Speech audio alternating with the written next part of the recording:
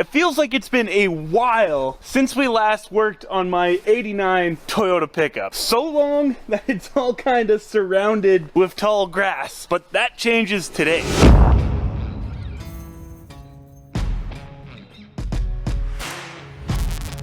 Brought to you in part by Cranbrook Toyota. In the last video, we got the coilover towers built, installed the coilovers, and got it on its own weight. And now, it kind of looks like a monster. It's huge. But that's because there's absolutely like no weight in it. There's no engine, no transmission, no dual transfer cases, all of which should help squish the suspension down and make it look like a much more reasonable ride height than how tall it is right now. But before we can slap any of that in there, we're gonna paint it, because this truck has been this gray color for years, and I think with the rebuild, it's a good time to change that up. And we're going with red. Why? Because the gray just does not pop enough. It looks good. I've always really liked this gray color, but doing YouTube and editing thumbnails and stuff, this gray just looks so dull. But red, on the other hand, should really pop. And you know, it's always good to change things up every once in a while. So let's get rid of everything in this engine bay and prep it for paint.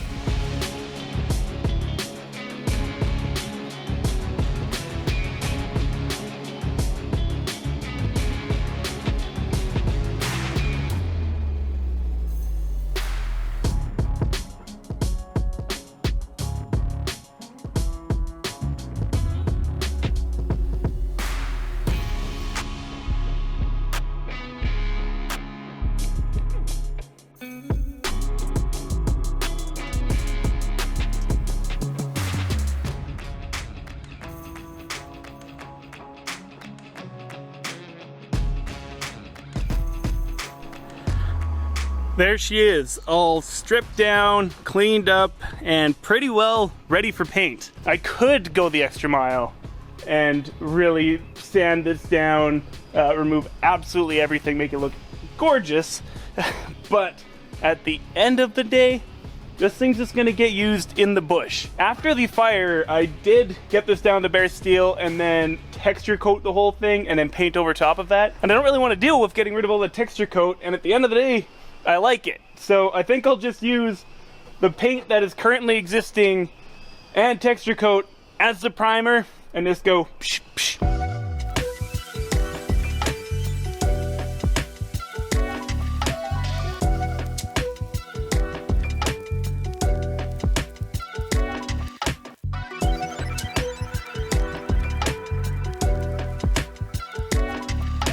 It's another day. As soon as I finished painting this thing yesterday, it decided to start raining, so I quickly threw the hood on there, but yeah, that is so red. I like it.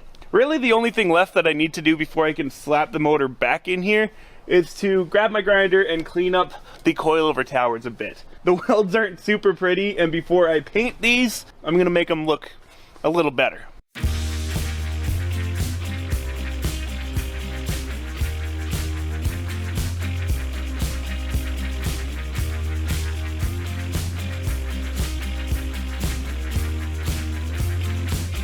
All right, the shock towers are all cleaned up, the frame rails are cleaned up, and we got some paint.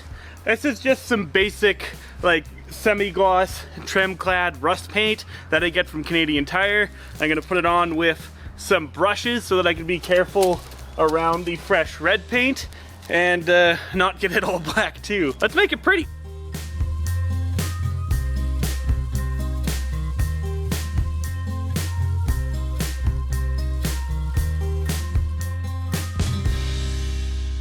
Apparently, I choose the best days possible when it comes to painting because, once again, finished painting and now there's rain. Throw the hood back on and wait. The towers are dry enough, which means that it's time to cram a 1UZ back in this thing.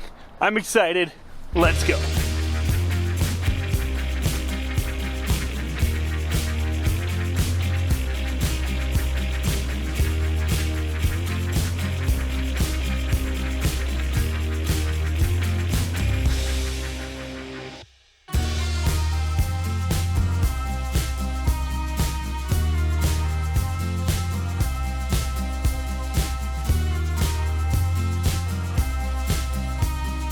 This makes me so happy to see this motor off of my shop floor and back where it belongs in the engine bay of my pickup. Without the body lift, this thing looks so much taller in here. I had a 2-inch body lift before and now it's gone. So instead of the motor being sunk down out of the way, she's up there, which is good. Something else I've noticed about the new engine position is that fitting the transmission, or at least the bell housing, is gonna require some modification. You can see up here where the tranny needs to fit. When there was a body lift, the tunnel used to be 2 inches taller. Now if I put the bell housing on here, it's definitely not gonna fit. So that means a bit more work. I'm gonna have to take my grinder and cut out a bunch of this and rebuild the floor pan, which will be worth it because body lifts are lame. Something else I'm questioning is whether I've got room for the brake booster here. If it does fit, it's gonna be awfully close. Let's test it out.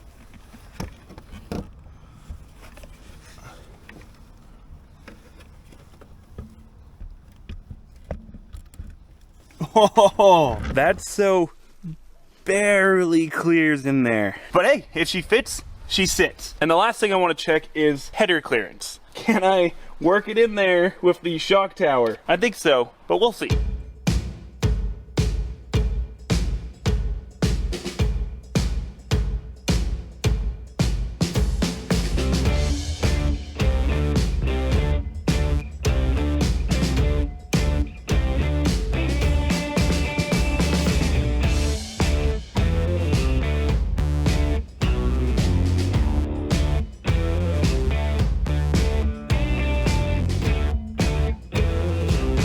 Well, that took a little bit of finagling, but the headers fit, and they actually clear the firewall, which is good. I was worried about that with the no body lift.